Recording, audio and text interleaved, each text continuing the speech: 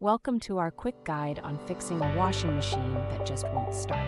Often, the culprit is a blown fuse, a simple fix you can handle yourself.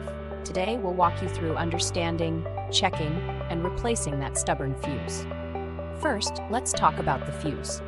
This small component acts as a guardian, preventing electrical overloads. If it's blown, your machine won't start. But don't worry, we've got you covered. Before diving in, make some preliminary checks. Ensure your machine is plugged in, the outlet is functional, and the circuit breaker hasn't tripped. Now, safety first. Unplug your washing machine. Gather a screwdriver, a multimeter, and a replacement fuse. Ready? Let's get started. Locate the fuse, usually found near the power cord or control panel. Use your screwdriver to access it. Inspect for any signs of damage. If it's blown, replace it with your new fuse, then reassemble everything securely.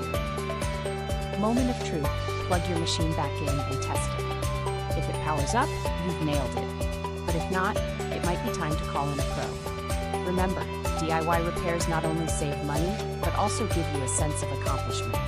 And if you ever need expert help, don't hesitate to reach out to us at Vancouver Appliance Service Pros.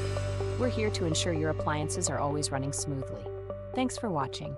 Hit that like button if you found this helpful, and subscribe for more handy tips.